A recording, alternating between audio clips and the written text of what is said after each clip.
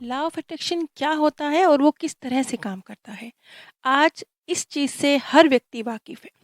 लेकिन 1970-1971 का वक़्त वो था जब इस विषय की जानकारी चंद एक व्यक्तियों को होगी, इतनी गहरी जानकारी हर व्यक्ति को नहीं थी। आज का जो अनुभव है वो इसी चीज़ से संबंधित है और ये राकेश गुर्जर जी जो कि 1971 के समय में एक 25 वर्षीय युवक थे, ये उनका एक्सपीरियंस है। राकेश जी एक बहुत छोटे गांव में रहते थे जहां की आबादी मुश्किल से 8-10 हज़ार थी और वहां कोई बड़ी सुविधाएं स्कूल या हॉस्पिटल भी आसपास नहीं थे।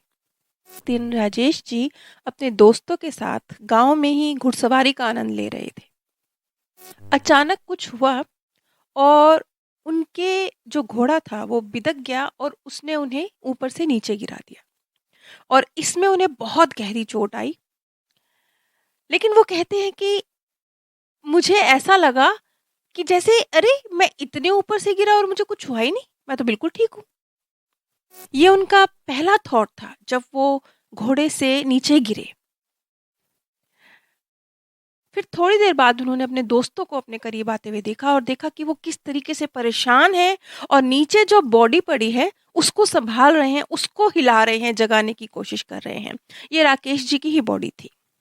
शायद एक ही झटके में जैसे ही वो घोड़े से नीचे गिरे होंगे उसी क्षण, उसी मोमेंट उनके प्राण शरीर से अलग थे, तो उन्हें दर्द का एहसास ही नहीं था। उन्होंने उन्होंने ये कहा कि मैं घोड़े से नीचे गिरा हूँ और मुझे ऐसा लग रहा है कि मैं इतनी तेज गति से जाते हुए घोड़े से गिरा फिर भी मुझे कुछ नहीं हुआ।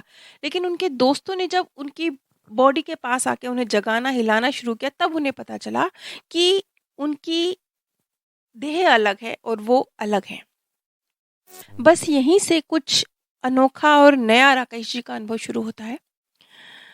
राकेश जी बताते हैं कि उनके मित्रों ने उनकी बॉडी को संभाला, वो उसे घर लेकर गए। राकेश जी बताते हैं कि ये वो वक़्त था जब जैसे मैं अपनी मम्मी जी के बारे में सोचता था, तो मैंने उसी पल मेरी मम्मी रसोई में मेरा पसंदीदा खाना बना रही थी और मेरे ही बारे में बात कर रही थी। तो जैसे ही मैंने अपनी मम्मी के बारे में सोचा, मैं उसी वक़्त रसोई में अपनी मम्मी के साथ था। और जैसे ही मैंने खेतों में काम कर रहे अपने पिता के बारे में सोचा, उसी पल मैं अपने पिता के साथ था। यहाँ पर वो एक और हैरान करने वाली बात कहते हैं, वो कहते हैं कि मैं सिर्फ़ खुद को नहीं, कुछ और भी आत्माओं को देख रहा था, जिनको देखकर ऐसे लग रहा था कि ये बस यूँ ही यहाँ-वहाँ भटक रही हैं, यूँ ही यहाँ-वहाँ चले जा रही हैं। इसके बाद उन्होंने एक बहुत उज्ज्वल प्रकाश की जैसे मनुष्य आकृति होती है, इस तरह से एक दिव्य ऊर्जा को देखा और वो उसके साथ हो लिए। या एक या वो ऊर्जा उनके साथ थी। कुछ लफ्ज़ों की ज़रूरत नहीं थी, एक टेलीपैथिक वे में बातचीत हो रही थी और उन्होंने अपने आप को एक बेइंतहा खूबसूरत स्थान पर पाया, जहाँ बिल्कुल एकदम निश्चल प्रेम और आपको आप जैसे हैं, जो है स्वीकार किया जा रहा है। इस तरह के एक भाव को उन्होंने महसूस किया। अब यहाँ पर एक बहुत महत्वपूर्ण मैसेज उन तक आया और उन्होंने उस एक्सपीरियंस भी किया। उन्होंने महसूस किया कि जिस भी विचार को वो गहरी फीलिंग्स के साथ, गहरी भावनाओं के साथ क्रिएट कर रहे हैं, उस स्थान पर, उस सोल वर्ल्ड में, वो सत्य में परिवर्तित हो रहा है। वो सिर्फ जैसे विचार की गति, बिजली की गति से भी तेज, कुछ इस तरह से हर उस स्थान पर है जहां वो चाह रहे हैं, जिसका विचार वो क्रिएट कर रहे हैं।